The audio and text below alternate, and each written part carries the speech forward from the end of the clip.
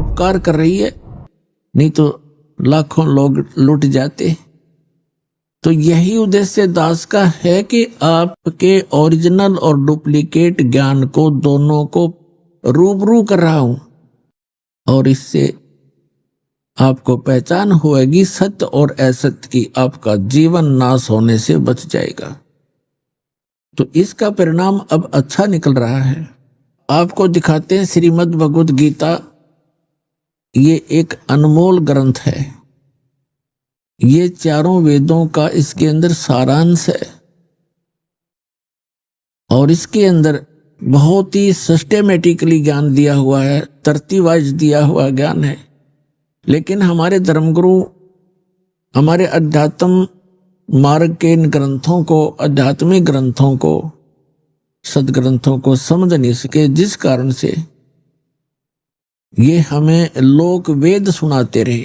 लोक वेद का अर्थ होता है दंत कथा, अक्षेत्रीय ज्ञान। लोक वेद, अक्षेत्रीय ज्ञान, दंत कथा, सुना सुनाया ज्ञान एक दूसरे से जो सत्य ना हो, उसको लोक वेद कहते। कबीर परमेश्वर जी कहते हैं, पीछे लग गया जाऊं था मैं लोक वेद के साथ, और रास्ते में सतगुरु मिल गए, दीपक दे दिया हाथ। जैसे परमात्मा हमारे को समझाने के लिए अपने ऊपर ही वो सब उदाहरण कोड करते हैं, एग्जाम्पल कोड करते हैं, उदाहरण लगाते हैं। क्या बताना चाहते हैं परमात्मा के पहले में लोक वेद यानी सुने सुनाए अपने धर्म मजहब अक्षेत्र में जो भी साधनाएं पूजाएं चल रही थी, उस लोक वेद के आधार से भक्ति कर रहा था। फिर सतगुरु मिल गए जिसने तत्व ज्ञान रूपी टॉर्च दीपक हमें दे दिया। अब उस तत्व ज्ञान रूपी टॉर्च यानी दीपक की रोशनी में अब हम भटक नहीं सकते, हम सीधे रास्ते चलेंगे जो मालिक ने बताया है। तो जैसे ये दास पहले श्री कृष्ण, श्री विष्णु, श्री रामचंद्र जी और शंकर भगवान का पुजारी था, हनुमान जी का पुजारी था, यानी सभी साजली पूजा हम करते ही थे। सभी हिंदू जो भी देव किसी ने बता दिया इससे बहुत लाभ होता है, उसी की उपासना प्रारंभ कर दिया करते थे। तो ये था लोकवेद। और फिर परम संत आदरणीय स्वामी रामदेवानंद जी मिले मुझदास को, उन्होंने जो रास्ता दिखाया, तत्व ज्ञान रूपी टॉर्च दे दी। तो उस टॉर्च की रोशनी में दास फिर उस लोक वेद को त्याग कर और यथार्थ मार्ग ग्रहण कर लिया। अब जैसे आज प्रसंग तो चला है कि जो साधनाएं हम किया करते थे और उन्हीं साधनाओं को हमारे दूसरे कुल के लोग भी करते थे, उनसे अच्छा हमारी व्यवस्था रही। जैसे ये दास श्री राम, श्री कृष्ण और विष्णु जी और भी अन्य साथ साथ जितने भी देवता, शंकर भगवान, हनुमान जी, गणेश जी, सबकी पूजाएं करता था। और घर में जो भी सुख होता था, जैसे बच्चे पहले पढ़ते हैं तो सफलता मिलना भी हम भगवान को क्रेडिट दिया करते थे। फिर बच्चे संतान हुई, लड़के लड़की हुई, तो भी हम भगवान को इस क्रेडिट देते थे कि जो साधना हम कर रहे हैं, शायद हम सोच रहे थे इन्हीं से हमें सब कुछ प्राप्त हो रहा है। फिर सर्विस लगी तो भी यही सोचा कि हनुमान जी ने दया कर दी, भगवान विष्णु ने दया कर दी, बाबा श्याम जी जो हमारा घरेलू देवता था, कभी उसको याद करते थे, उन्होंने कृपा बख्श दी। और कभी विष्णु जी को, कभी शंकर जी को, इन सभी को क्रेडिट दिया करते थे कि इन्होंने बड़ी रजा बख्श दी। अब पता चला कि वो जो कुछ भी हमें मिल रहा था वो हमारे प्रारब्ध में लिखा हुआ था। पूर्व जन्म के संस्कार ही प्रफुल्लित हो रहे थे। उन्हीं पूजाओं को करते हुए हमारे दूसरे परिवार के व्यक्तियों को वो लाभ नहीं हुआ, बहुत सी हानियां भी हुई। तो अब पता चला कि जो साधना हम कर रहे थे जिन देवताओं की, वो हमें ना हानि कर सकते हैं ना कोई लाभ पहुंचा सकते। वो केवल हमें वर्क डन ही दे सकते हैं, जैसा कर्म करेंगे वैसा ही देंगे। पूर्व जन्म का किया हुआ जो संचित कर्म होते हैं उनमें से एवरेज में निकाले जाते हैं पुण्य और पाप, उससे एक जीवन बना दिया जाता है जिसको प्रारब्ध कहते हैं, किस्मत कहते हैं। तो जब तक हम पूर्ण परमात्मा की साधना सत साधना नहीं करते तब तक हम केवल अपना प्रारब्ध ही भोग रहे होते हैं, अपने किस्मत को से ही प्राप्त कर रहे होते हैं। और जब हम पूर्ण परमात्मा की शरण में आते हैं, पूर्ण संत मिल जाते हैं, सत साधना मिल जाती है, तो फिर हम उससे हटकर लाभ लेते हैं। जैसे पहले वाली साधना इन अन्य देव भगवानों की पूजाओं से, जैसे ब्रह्मा विष्णु महेश जी और ब्रह्म तथा परब्रह्म, इनकी भक्ति करने वालों को केवल किया हुआ कर्म ही मिलेगा। उनके प्रारब्ध में यदि दुख है तो वो दुख होगा ही होगा। किसी का पुत्र मरना है तो मरेगा ही मरेगा, किसी की टांग कटनी है तो कटेगा ही कटेगी।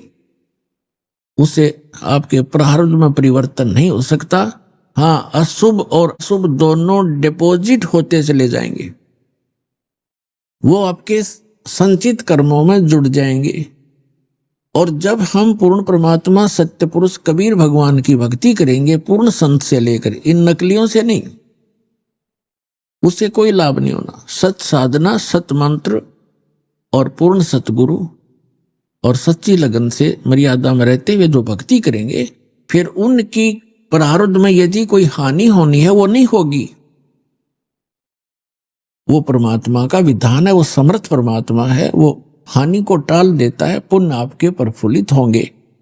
उदाहरण के लिए, जैसे किसान खेती बीजता है, गेहूं बोता है, उसके अंदर खरपतवार भी साथ उग जाता है और गेहूं से भी अधिक उग जाता है।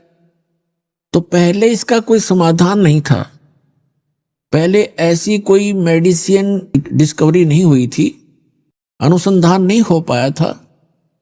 और अब एक ऐसी मेडिसिन बना दी है वैज्ञानिकों ने कि उस मेडिसिन को, उस दवाई को पानी में डाल दिया जाता है, खेती के अंदर पानी में डालकर छिड़क दिया जाता है,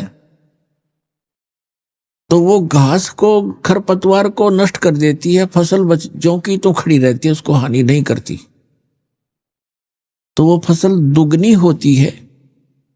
इसी प्रकार अब परमात्मा ने यह दया बख्शी है, अपने वो जैसा नियम है उसका, वो रहस्य गूढ़ मंत्र, वो गुप्त मंत्र परमात्मा यहाँ सार्वजनिक करता है, जिसके जाप करने से हमारा वो खरपतवार रूपी पाप नष्ट हो जाते हैं, हमारे पुण्य शेष रह जाते हैं। तो वो मेडिसिन इस दास के पास है, इस विश्व में किसी के पास नहीं है।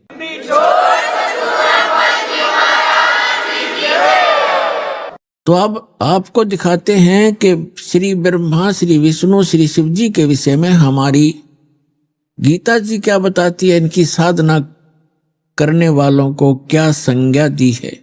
अब आपको दिखाते हैं श्रीमद् भगवत गीता अध्याय नंबर 7 का कुछ अंश दिखाते हैं। देखिएगा, श्रीमद् भगवत गीता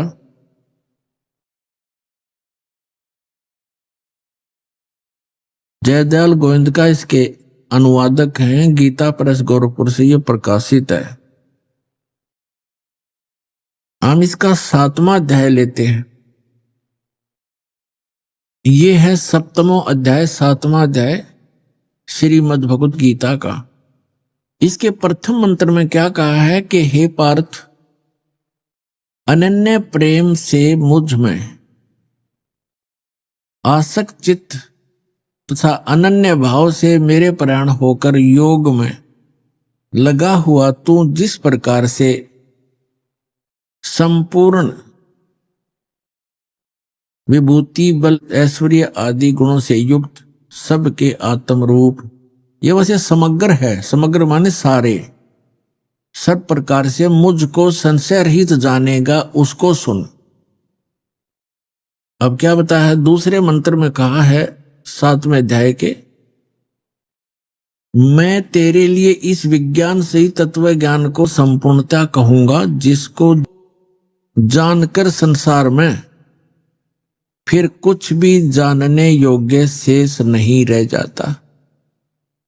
अब गीता ज्ञान दाता कह रहा कि अर्जुन, मैं अब तुझे ऐसा ज्ञान बताने जा रहा हूं, इसको जानने के बाद फिर संसार में कुछ भी जानना शेष नहीं रहेगा। अपने आत्माओं देखना। और इस पवित्र गीता को हम श्रोधार्य मानते थे, पढ़ते भी थे, डेली पाठ भी किया करते थे, लेकिन कहते गुरु बिन काहू न पाया ज्ञान, जो थो था भुस छड़े मूड किसाना। गुरु बिन वेद पढ़े जो प्राणी, समझे न सार रहे अज्ञानी। गुरु के बिना वेदों के अर्थों गूढ़ अंशों का समझना बड़ा कठिन है, और उसके ना समझे बिना हम अज्ञानी ही रहे। हमारे जितने भी ऋषि सतयुग से लेकर आज तक के ऋषि महर्षि, ये सब अज्ञानी थे। अपने आत्मा, ये दास के जो वचन हैं ये कड़वे अवश्य लगेंगे एक बार, लेकिन बाद में इतने मीठे हो जाएंगे, इनके अतिरिक्त आपको कोई और बोल वचन सुहावेगा नहीं, अच्छा नहीं लगेगा। कि सतयुग से लेकर आज तक के ऋषि महर्षियों को ज्ञान नहीं था, बिल्कुल ज्ञान नहीं था, अज्ञानी थे वे।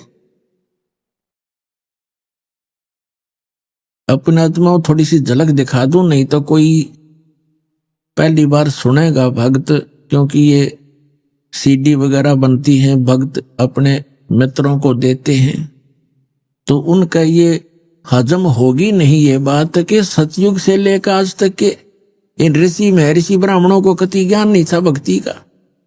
इनको छोड़ ब्रह्मा विष्णु महेश को ज्ञान नहीं था, बताओ।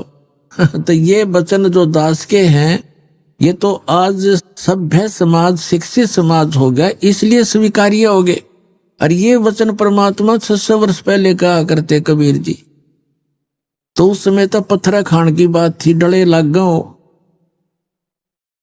और है ये सारी सच्ची, पूरी कंप्लीट सत्य है, हमारे सदग्रंथ प्रमाणित करते हैं। इससे पहले मैं थोड़ा सा श्री देवी भागवत के कुछ उल्लेख आपके रूबरू करता हूं, जिससे आपको पता चलेगा कि न तो सतयुग से लेकर आज तक के ऋषि महर्षियों को ज्ञान था, और न ब्रह्मा विष्णु महेश को ज्ञान था अध्यात्म मार्ग का।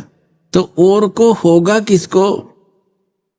केवल परमात्मा स्वयं आते हैं, अपने द्वारा रची हुई सृष्टि को यथार्थ रूप में वही बताते हैं, और यथार्थ भक्ति मार्ग और पूर्ण परमात्मा वो स्वयं होते ही है, वो स्वयं ही यथार्थ भक्ति मार्ग बताते हैं, यथार्थ ज्ञान तत्व ज्ञान वही बताते हैं। अब देखिएगा श्रीमद् देवी भागवत सचित्र मोटा टाइप, गीता प्रेस गोरखपुर से प्रकाशित। इसके कौन है संपादक, कौन है इसके, देखिएगा हनुमान प्रसाद पोदार, चिमनलाल गोस्वामी, और ये प्रकाशक है इसके 414 पृष्ठ पर आपको ले चलते हैं। छठा स्कंद, ये छठा स्कंद संक्षिप्त देवी भागवत 414 पृष्ठ पे।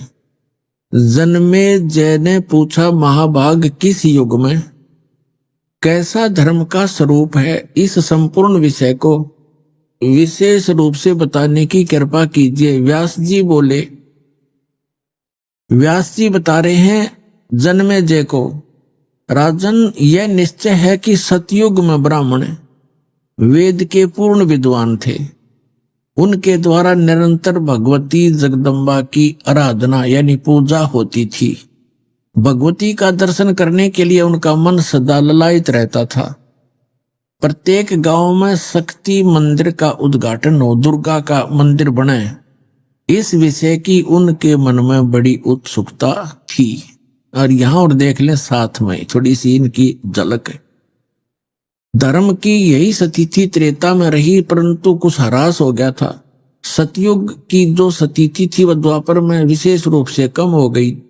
राजन, उन प्राचीन युगों में जो राक्षस समझे जाते थे वे कली में, कली माने कलयुग में ब्राह्मण माने जाते।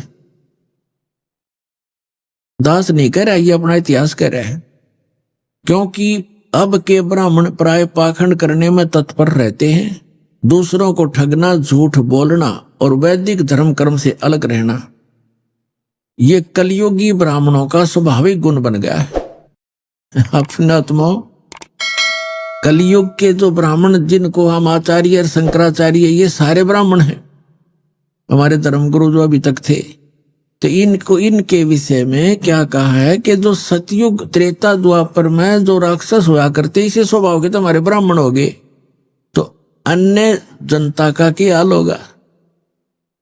अब ये क्या बता रहे हैं, इससे एक और कंसेप्ट क्लियर कर दिया कि सतयुग के ब्राह्मण वेद के पूर्ण विद्वान माने जाते थे, व्यास जी कह रहे, और वो दुर्गा की पूजा करते थे, खाक विद्वान थे वे। अब थोड़ी सी झलक साथ और लेते हैं श्री विष्णु जी की, फिर आगे निर्णय करेंगे। इसी देवी भागवत के 28 पृष्ठ पे ये देखिएगा, 28-29 पे श्री विष्णु और श्री ब्रह्मा, श्री नारद और व्यास जी के ज्ञान की झलक आपको दिखाते हैं। ये 28 पृष्ठ है, ये प्रथम स्कंद, पहला स्कंद है, और ये संक्षिप्त देवी भागवत 28 पे वही पढ़ रहे हम। नारद और व्यास जी की गोष्ठी हो रही है। व्यास जी नारद जी से पूछा है प्रश्न, व्यास जी ने, और नारद जी बता रहे हैं। नारद जी ने कहा, महाभाग व्यास जी, तुम इस विषय में जो पूछ रहे हो, ठीक यही प्रश्न मेरे पिताजी ने भगवान श्री हरि से किया था। देवा अधिदेव भगवान जगत के स्वामी हैं, लक्ष्मी जी उनकी सेवा में उपस्थित रहती हैं, यानी विष्णु जी के विषय में बता रहे हैं। दिव्य कौष्टमणि उनकी शोभा बढ़ाती है, वे शंख चक्र गदा लिए रहते हैं, पीतांबर धारण करते हैं, 4 भुजाएं, वक्ष स्थल पर श्री वत्स का चिन्ह चमकता रहता है, वे चराचर जगत के आश्रय दाता हैं, जगत गुरु एवं देवताओं के भी देवता हैं। ऐसे जगत प्रभु भगवान श्री हरि महान तप कर रहे थे, उनकी समाधि लगी थी। यह देखकर मेरे पिता ब्रह्मा जी को बड़ा आश्चर्य हुआ, अतः उन्होंने उनसे जानने की इच्छा प्रकट की। ब्रह्मा जी ने पूछा, प्रभु आप देवताओं के अध्यक्ष, जगत के स्वामी और भूत भविष्य एवं वर्तमान सभी जीवों के एकमात्र शासक हैं। ब्रह्मा जी विष्णु जी को यहाँ सबसे बड़ा भगवान बताने की चेष्टा कर रहा है। भगवान फिर आप क्यों तपस्या कर रहे हैं और आप किस देवता की आराधना में ध्यान मगन है? मुझे असीम आश्चर्य तो यह हो रहा है कि आप देवेश्वर एवं सारे संसार के शासक होते हुए भी समाधि लगाए बैठे हैं। ब्रह्मा जी के विनीत वचन सुनकर भगवान श्री हरि यानी विष्णु जी उनसे कहने लगे, ब्रह्मन सावधान होकर सुनो, मैं अपने मन का विचार व्यक्त करता हूं। देवता दानव मानव सब यही जानते हैं कि तुम सृष्टि करते हो, मैं पालन करता हूं, संकर संहार किया करते हैं, किंतु फिर भी वेद के पारगामी पुरुष अपनी युक्ति से यह सिद्ध करते हैं कि रचने, पालने और संहार करने की यह योग्यता जो हमें मिली है, इसकी अधिष्ठात्री शक्ति देवी हैं। वे कहते हैं कि संसार की सृष्टि करने के लिए तुम में राजसी शक्ति का संचार हुआ है, यानी ब्रह्मा जी रजगुण है, ये सिद्ध होता जा रहा है, और मुझे सात्विक शक्ति मिली है, यानी विष्णु जी सतोगुण है, और रुद्र में तामसी शक्ति का आविर्भाव हुआ है, और शंकर जी तमोगुण है। इस शक्ति के अभाव में तुम इस संसार की सृष्टि नहीं कर सकते, मैं पालन करने में सफल नहीं हो सकता, और रुद्र से संहार कार्य भी संभव नहीं। ब्रह्मा जी हम सभी उसी शक्ति के सहारे अपने कार्य में सदा सफल होते आए। सुवर्त प्रत्यक्ष और परोक्ष दोनों उदाहरण में तुम्हारे सामने रखता हूं, सुनो। यह निश्चित है कि उस शक्ति के अधीन होकर ही मैं इस शेष नाग की सैया पर सोता और सृष्टि करने का अवसर आते ही जाग जाता हूं। मैं सदा तप करने में लगा रहता हूं, उस शक्ति के शासन से कभी मुक्त नहीं रह सकता। कभी अवसर मिला तो लक्ष्मी के साथ सुखपूर्वक समय बिताने का सौभाग्य प्राप्त होता है। मैं कभी तो दानों के साथ, राक्षसों के साथ युद्ध करता हूँ और अखिल जगत को भय पहुंचाने वाले दैत्यों के विकराल शरीरों को शांत करना मेरा परम कर्तव्य हो जाता है। और फिर क्या बताते हैं भगवान विष्णु जी बता रहे हैं, मुझे सब प्रकार से शक्ति यानी दुर्गा के अधीन होकर रहना पड़ता है। उन्हीं भगवती शक्ति का यानी दुर्गा जी का मैं निरंतर ध्यान किया करता हूँ। और ब्रह्मा जी, मेरी जानकारी में इस भगवती शक्ति से बढ़कर दूसरे कोई देवता नहीं, यानी दुर्गा से ऊपर मैं किसी भगवान से परिचित नहीं हूं। ये सबसे बड़ी, मेरे लिए सबसे बड़ी भगवान दुर्गा है। अपनात्माओं, इस थोड़े से उल्लेख में अपने सदग्रंथों से ये सिद्ध हो जाएगा कि अध्यात्म मार्ग का ना विष्णु ने पता, ना ब्रह्मा ने पता, ना शंकर ने, ना नारद जी ने, ना व्यास जी ने, और सतयुग के ब्राह्मणों को, और सतयुग से के ब्राह्मणों को नहीं पता तो त्रेता द्वापर कलयुग वालों को तो पता ही कैसे होगा। यह आपके रूबरू आ गया कि उधर से सतयुग के ब्राह्मण भी वेद के पूरे विद्वान माने जाते थे और दुर्गा की पूजा करते थे। इधर विष्णु जी कह रहे हैं कि मैं दुर्गा की पूजा करता हूं और इससे ऊपर कोई भगवान नहीं जानता मैं। तो आ गया सतर इनके अध्यात्म ज्ञान का, स्पिरिचुअल नॉलेज का। तो क्या पता था इन ब्रह्मा विष्णु महेश को, जिनको हम सर्वज्ञ मानकर पूजा किया करते थे। अब देखो, ये दोनों यानी सतयुग के ब्राह्मण और विष्णु जी क्या कह रहे हैं कि हम दुर्गा की पूजा करते हैं। वेद में कहीं लिखा है दुर्गा की पूजा करने का? श्रीमद् भगवत गीता में लिखा कहीं दुर्गा की पूजा करने का? एक शब्द तो सुना दो। तो इसको कहते हैं लोक वेद सटदल उआ बाई बकदा। अब दुर्गा जी क्या कहती है आपको दिखाते हैं 562 पृष्ठ पर, 7वां स्कंद और संक्षिप्त देवी भागवत 562 पृष्ठ पे। देवी के द्वारा हिमालय को ज्ञानो उपदेश और ब्रह्म स्वरूप का वर्णन है। अब श्री देवी जी कहने लगी, पर्वतराज, अब दुर्गा जी पहले तो अपने विषय में बताती है, फिर कहती है नहीं, उस ब्रह्म का क्या स्वरूप है यह बतलाया जाता है, जो प्रकाश स्वरूप सबके अत्यंत समीप में स्थित, हृदय रूप गुहा में स्थित होने के कारण गुहाचर नाम से प्रसिद्ध और महान पद अर्थात परम प्राप्य है। यहां फिर आ गया, वह समस्त प्रजा के ज्ञान से परे है, अर्थात किसी की बुद्धि में आने वाला नहीं है, ऐसा तुम जानो। जो परम प्रकाश रूप है, जो सूक्ष्म से भी अत्यंत सूक्ष्म है, जिसमें संपूर्ण लोक और उन लोकों में निवास करने वाले प्राणी स्थित हैं, वही यह अक्षर ब्रह्म है। वही सबके प्राण है, वही सबकी वाणी है और वही सबके मन है। वह यह परम सत्य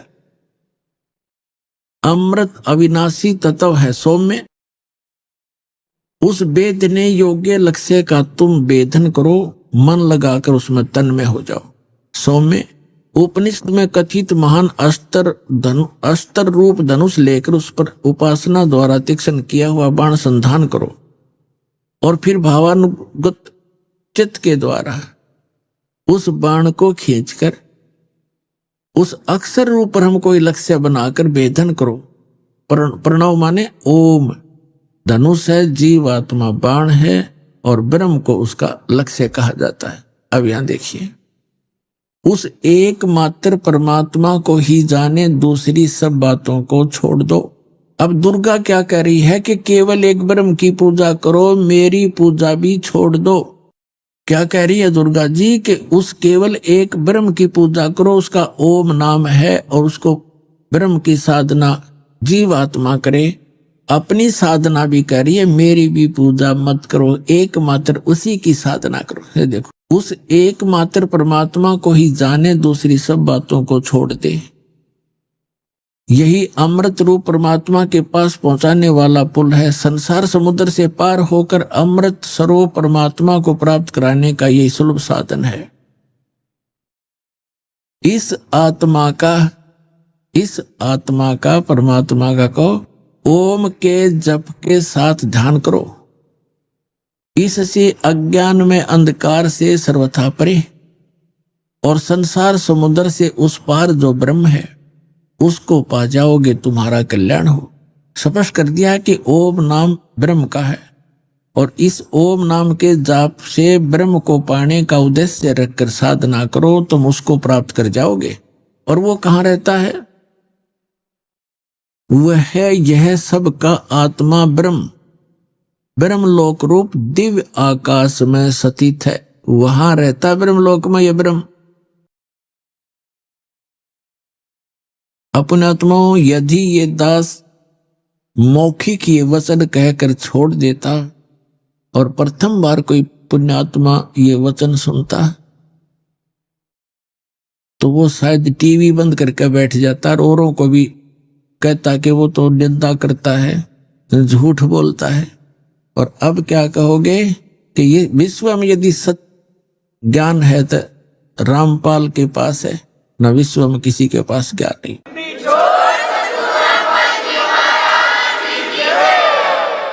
अब हम आते हैं श्रीमद् भगवत गीता अध्याय नंबर 7 पर।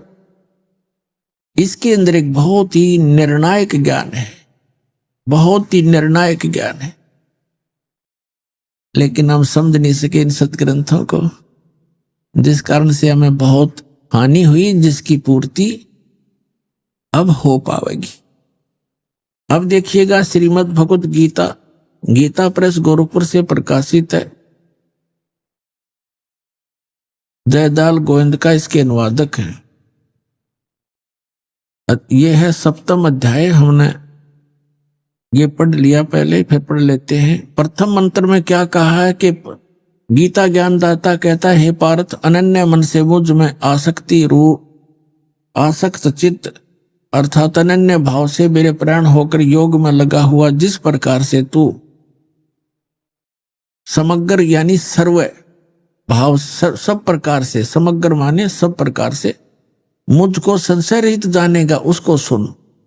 अब दूसरे में 7वें अध्याय का श्रीमद् भगवत गीता का दूसरा मंत्र पढ़ते हैं। मैं तेरे लिए इस विज्ञान सहित तत्व ज्ञान को संपूर्णता कहूंगा, जिसको जानकर संसार में फिर कुछ भी जानने योग्य शेष नहीं रह जाता। अब तीसरे मंत्र में कहा कि हजारों मनुष्यों में कोई एक मेरी प्राप्ति के लिए यत्न करता है। यत्न करने वाले योगियों में भी कई एक मेरे प्राण होकर मुझको तत्व से अर्थात यथार्थ रूप से जानता है। चौथे में कहा है, ये पृथ्वी जल अग्नि वायु आकाश मन बुद्धि और अहंकार भी इस प्रकार ये 8 प्रकार से विभाजित मेरी प्रकृति है। ये 8 प्रकार के भेद वाली तो अपरा मेरी जड़ प्रकृति है। और हे महाभाव, इससे दूसरी को जिससे ये ये संपूर्ण जगत धारण किया जाता है, मेरी जीव रूपा परा अर्थात चेतन प्रकृति जान। अपने आत्माओं, यहां ये सिद्ध हो गया कि 2 प्रकृति बताई जा रही है। एक तो ये बताया है कि पृथ्वी जल वायु आकाश मन बुद्धि और अहंकार, ये 8 का योग से ये बनती है जड़ प्रकृति। और दूसरी यह चेतन प्रकृति दुर्गा है। ये चेतन प्रकृति जो है दुर्गा है, अष्टंगी है। यहां ये कोड वर्ड है, क्योंकि श्रीमद् भगवत गीता वेदों का सारांश है। 4 वेद इतने मोटे हैं और उनसे ये पतली सी बुक 18 अध्याय बने हैं, जिसमें कुल 700 मंत्र हैं। तो वो कोड वर्ड ज्यादा है और कोड वर्डों को टीचर ही समझा करते हैं। हमारे अध्यात्म गुरु जो थे वो टीचर नहीं थे, उनको इनका गूढ़ रहस्य का ज्ञान नहीं था। तो यहां से हो गया कि एक तो ये जड़ प्रकृति, ये 8 जो बताई, पृथ्वी जल वायु अग्नि आकाश मन बुद्धि और अहंकार है। और दूसरी चेतन ये दुर्गा है। अभी स्पष्ट करेंगे आपके सामने। दुर्गा को प्रकृति भी कहते हैं। अब आगे ये क्या बताना चाहता है। अब श्रीमद् भगवद गीता का अध्याय हम 7 पढ़ रहे हैं और इसमें ये 11वां मंत्र हम पढ़े। हे भरत श्रेष्ठ, मैं बलवानों का बल यानी आसक्ति और कामना से रहित बल सामर्थ्य हूं। मैं बलवानों का बल हूं और सभी प्राणियों को, भूतों को, इन प्राणियों के धर्म के अनुकूल, शास्त्र अनुकूल काम मैं हूं। धर्म अविरुद्ध काम मैं हूं। अभी आपने सुने संत रामपाल जी महाराज के मंगल प्रवचन। आइए अब सुनते हैं संत रामपाल जी महाराज से नाम दीक्षा लेकर सतभक्ति करके अद्भुत लाभ प्राप्त करने वाले अनुयायी के विचार। दर्शकों, मानव अपने जीवन में अनेकों भक्ति साधना करता है और अनेकों तीर्थ यात्रा पर जाता है, लेकिन फिर भी उसके मन को संतुष्टि व शांति नहीं मिलती। ऐसी ही कहानी है अलीगढ़ उत्तर प्रदेश के रहने वाले महेंद्र जी की। महेंद्र जी ने अपने जीवन में अनेकों भक्ति साधना की और ये मानकर गंगा स्नान पर भी गए कि मेरे सभी पाप धुल जाएंगे और मुझे सुख की प्राप्ति होगी, लेकिन फिर भी इनके जीवन में इन सब के विपरीत होता जा रहा था। आज महेंद्र जी का कहना है कि अब मुझे यह पता चल गया है कि वास्तव में पापों का नाश करने वाली भक्ति साधना कौन सी है। ऐसी साधना जो साधक को सच्चे सुख की प्राप्ति करवाए, वह और कोई नहीं बल्कि आदि सनातनी भक्ति है, जो संत रामपाल जी महाराज अपने सभी शिष्यों को प्रदान कर रहे हैं। दर्शकों, आइए जानते हैं कि महेंद्र जी ऐसा क्यों कह रहे हैं। सुनते हैं महेंद्र जी की कहानी उन्हीं की जुबानी। नमस्कार सर। नमस्कार सर। सर, क्या नाम है आपका? महेंद्र दास। महेंद्र जी, आप कहाँ से हैं? मैं जिला अलीगढ़ यूपी से हूँ। महेंद्र जी, संत रामपाल जी महाराज से आप कब जुड़े? 12/12 सन 2017 में। संत रामपाल जी महाराज से नाम दीक्षा लेने से पहले क्या आप कोई भक्ति साधना भी करते थे? मैं बहुत भक्ति करता था जो है, यानी मैं गंगाई नहाने जाता था जो है, नंगे पैर जाता था। मुझे भक्तों ने जो यानी और भक्त थे कहाँ जाए, उन्होंने बताया कि गंगाई नहा भाई, तू अपनी प्रेत होगी है, तेरा सही हो जाएगा जे। तो मैं बहुत परेशान था, इतना परेशान था मेरी टांगें सूज गई थी, चला फिरा भी नहीं जाता था जे। तो मैं इतना परेशान था कि बहुत तरह से। तो एक मैंने गुरु बनाए थे अपने जे, तो वो बोले कि भाई तू अब जो गंगाई नहा अपनी प्रेतों की जे। तो जब मैं प्रेतों की गंगाई नहाने जाता था, फिर उसके बाद में जो है कुछ कष्ट हुए। तो कुछ दिन बाद जो है, जो मैंने गुरु बनाए थे, उस गुरु ने मेरे लिए, मेरे एक साथी थे, उन्होंने जो है मेरे ऊपर चक्कर करा दिया था। तो मैंने उनसे कहा कि मेरी फूफा, ये तुमने गलत किया मेरे साथ में, ये मुझे खून की उल्टी हो रही है। ये क्या नहीं, ऐसा कुछ नहीं है। नहीं है कैसे नहीं है। तो वो नहीं माने। मैंने कि मुझे ठीक कर दो, कहाँ है? क्या नहीं ठीक हो जाएगा तुझे। नहीं ठीक हुआ। मैंने डॉक्टरों को दिखाया बहुत जो है। तो एक मुझे भक्त अलग से मिला जो है, तो वो मेरा जानकारी का था। तो मैंने उससे जो इलाज कराया, तो उसने कहा कि भाई तेरे ऊपर तो ये घात भेजी हुई है और तू तो मर जाएगा भाई, कहाँ है, भेड़ देनी पड़ेगी। तो मैंने कहा यार भेड़ तो नहीं दूंगा भाई, गोला फोला ले सकता है, कुछ और ले लीजिए। तो बोला कि भाई नहीं, भेड़ तो देनी पड़ेगी, जब सही होगा तू। तो मैंने कहा भाई हत्या तो नहीं करनी, कहाँ जाए, अगर मैं ले करके उसे छोड़ सकता हूँ मुझे। तो बोला ठीक है। तो हम यानी वहाँ गए हम जो है, तो उस देवी के जा कर के जो है वहाँ हमने बकरा छोड़ दिया। फिर उसके बाद में उसने भी कहा कि गंगा ही नहाओ तुम अपने प्रेतों की जो है, तब सही हो गई है। मैं गंगा ही नहाता रहा, तो भी परेशान रहा, मैं परेशानी में जूझता रहा जो। फिर मैं जूझता रहा, परेशान रहा, और जो घर से भी बर्बादी के लक्षण बन गए। तो फिर मैं जो है फिर देवी देवता की पूजा करता है। तो देवी देवता कहते थे तू अपना गुरु बना ले। जो मेरे पहले गुरु थे वो ख़त्म हो गए थे। तो उसके बाद में वो कहा उन्होंने कोई गुरु बनाए। मैं रात को सोता था और उन मंत्रों को याद करके नहीं, तो वो कहते गुरु बना ले तुझे। कि भाई अब मैं ये सोचता मैं गुरु किसको बनाऊँ, मुझे कोई गुरु नहीं दिखता था कहाँ जाए। तो मैं एक से धन सतगुरु के उसमें डेरे में गया जाए। मेरे साथी थे, पास में एक मास्टर थे, उन्होंने कहा कि भाई तू ना इसमें सच्चा सौदा में चल कर आ जाए और तो तेरा सब कल्याण हो जाएगा जाए। तो मैं गया वहाँ पर जाए, उनके कहने से जाए। जब मैं गया तो कहा जाए मैंने वहाँ का माहौल देखा। वहाँ तो ऐसे जैसे ही कहाँ में पैठ लगती है, इस तरह से वहाँ का माहौल देखा मैंने जाए। और नामदान तो ले लिया मैंने वहाँ से जाए, मगर मेरा मन नहीं करा चाहा वहाँ से। फिर एक दिन जा कर के जो है फिर नहीं गया मैं उनके यहाँ, उनके डेरे में झड़ जो है नहीं गया। तो अब इसी तरह से मेरी तड़फ थी कि मेरा गुरु कोई सच्चा सही मिले, अच्छा रास्ता बताने के लिए, जो परमात्मा की शरण में पहुंच जाऊँ मैं। फिर वो बोला मेरे भाई कि भाई साहब जो है नामदान ले लो जे। मैं नामदान मैं आज ही लूँगा फिर संत रामपाल जी के यहाँ। तो मैंने कहा चलो मैं ये आज ही नामदान दिलवाइए नामदान केंद्र से। कि कहाँ पर है? मैंने कि जलालपुर है। तो मैं वो ले गए मुझे बुला करके, जब मैं नामदान लिया। संत रामपाल जी महाराज से नाम दीक्षा लेने के बाद आपको क्या क्या लाभ प्राप्त हुए? हाँ, मुझे लाभ हुए जो। और जो कि मैं दारू फारू बहुत पीता था जो, वो भी मेरी सब छूटी है। दारू इतनी पीता था कि सुबह शाम तक हो जाती थी, और सब मेरे घर वाले मुझसे लड़ते थे, परेशान होते थे मुझसे। कहाँ जे कि तुम इतना पैसा बिगाड़ते हो, ये करते हो वो करते हो, जे कमाई इतनी है नहीं, कहाँ से आता है जे। तो झड़ मैंने जो है संत रामपाल जी का नामदान लिया। मैंने जो नामदान लेकर के मेरी सब दारू फारू सब छूट गई। कोई भी आज तक मैंने दारू नहीं पी जे, और ना ही मैंने कोई कुछ खाया, ऐसा नशा करता मैं अब जो। मुझे बहुत लाभ मिले हैं। जबकि मेरे कुछ दिन पहले जो हार्ट अटैक की बीमारी हुई थी, एकदम मुझे आँखों तरह अंधेरा हो गया था जो। अंधेरा होकर के मैं एकदम पसीने में नहा गया। पसीने नहा करके मैं कहा मुझे भाई हॉस्पिटल ले चलो कहाँ जे, और मेरी हालत ज़्यादा ख़राब है। तो मैं हॉस्पिटल गया। हॉस्पिटल जा कर के जो यानी मलकान सिंह हॉस्पिटल गया मैं जो। वो विशेषज्ञ हार्ट का ही यानी डॉक्टर था। डॉक्टर ने यानी चेकअप कराया। चेकअप करा करके देखा कि भाई इसको मेडिकल ले जाए, जल्दी से जाइए। तो एक रास्ते में नर्सिंग होम पड़ा जाए, जो कि बासड़े डॉक्टर बासड़े है। तो वहाँ दिखाया, तो उसने देख करके कह दिया कि मेडिकल ले जाइए, इनको फ़ौरन तुरंत ले जाइए। तो मेडिकल ले गए। मेडिकल में मेरा यानी ट्रीटमेंट शुरू हुआ। शुरू हो करके जो है यानी चेकअप हुआ। चेकअप हो करके डॉक्टरों ने कहा भाई इनकी धड़कन तो बहुत तेज़ है जो, और क्या होगा कि आप इलाज करिए, जो कुछ होगा सब संत रामपाल जी महाराज करेंगे जो।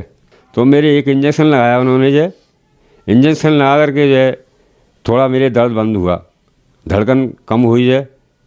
तो वहाँ से मुझे फिर रेफ़र कर दिया बाढ़ में जो। जब बाढ़ में रेफ़र कर दिया, तो डॉक्टरों ने कहा कुछ दिन 2 दिन बाद कि तुम आना, 2 दिन बाद जो है आज तुम्हारी छुट्टी होती है, छुट्टी करते हैं। तो छुट्टी करके नहीं, मैं मंगलवार दिन गया डॉक्टर के पास जो, वार्ड नंबर 14 में। तो उन्होंने कहा कि भाई तुम्हारे तो ऑपरेशन होगा। मैंने की ऑपरेशन होगा काय का? कि आपके हार्ट का जो है, जो आपके हार्ट की परेशानी है उसका ऑपरेशन होगा। मैंने कहा कितने पैसे लगेंगे? 1 लाख रुपया भी लग सकता है। मैंने 1 लाख रुपया कैसे लगेगा? तो वो बोले कि भाई उसमें छल्ला पड़ता है, एक जो 2 पड़े या 1 पड़े जो, तो छल्ला पड़ेगा आपके जो है ऑपरेशन होगा।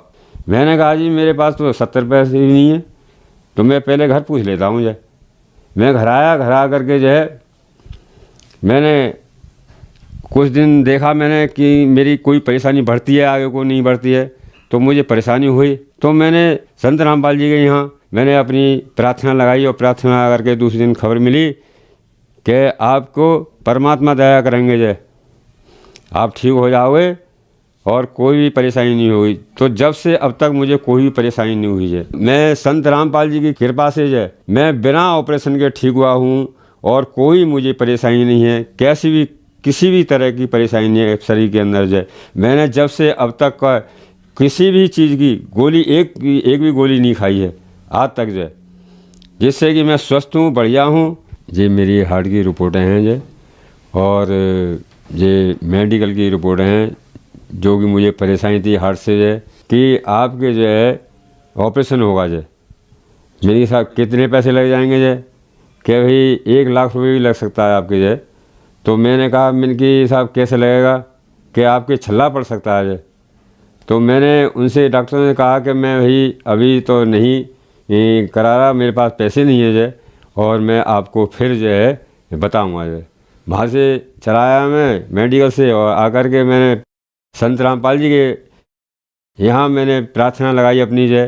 तो उन्होंने कहा कि ठीक है भाई परमात्मा दया करेंगे, संत रामपाल जी महाराज दया करेंगे जो, और आप ठीक हो जाओगे जो, कोई ऐसी बात नहीं है, सही हो जाओगे जो। तो मैं आज तक जो है कोई भी परेशानी नहीं हुई, सही हूँ मैं जो, कोई परेशानी नहीं है। ना मैंने अभी तक एक भी गोली खाई है, ऐसा कुछ नहीं है मेरे लिए। ना ऑपरेशन हुआ मेरे, मैं बिना ऑपरेशन के संत रामपाल जी महाराज ने मुझे सही किया है। और मेरी पत्नी के हड्डी बढ़ गई थी गर्दन की जो, जब गर्दन की हड्डी बढ़ गई थी तो मैंने बहुत दिखाया डॉक्टरों को, प्राइवेट भी दिखाया, यहाँ मेडिकल में ही दिखाया। मेडिकल में कहा भी ऑपरेशन होगा तो इनकी नज़र चली जाएगी और कोई सक्सेस नहीं हो सकता है, ये भी नहीं कह सकते हम जो। तो किसी ने, एक पड़ोसी ने बताया कि तुम ऑल इंडिया हॉस्पिटल ले जाओ जो और वहाँ दिखाओ। तो मैं वहाँ 1 हफ्ते तक रहा जो है, तो मेरा बहुत पैसा खर्च होगा, कम से कम 50,000 रुपये खर्च हो गए थे। तो वहाँ 1 हफ्ते रहा और वहाँ पे भी यही कह दिया कि भाई आप जो है एक्सरसाइज कराइए, ये ठीक नहीं होंगी जो, आप एक्सरसाइज कराइए और इनकी यही एक्सरसाइज करती रहेंगी तभी चलती रहेंगी। उन्हें ऑपरेशन होने से इनकी नज़र भी जा सकती है, कोई सक्सेस भी नहीं हो सकता ऑपरेशन। तो आज उन्होंने जो नामदान लिया, संत रामपाल जी महाराज से नामदान लेकर के जो उनके आज तक जो हड्डी, गर्दन की हड्डी में जो बिल्कुल ठीक हैं और कोई भी दर्द नहीं है, कोई भी परेशानी नहीं है, कोई भी किसी भी प्रकार की परेशानी नहीं है आज तक जो। वैसे घर बार में सब अमन चैन है, समझे। मेरा कारोबार भी सही है, पहले मेरे कारोबार से ही परेशान था जो, एक पैसे के लिए बैठा रहता था।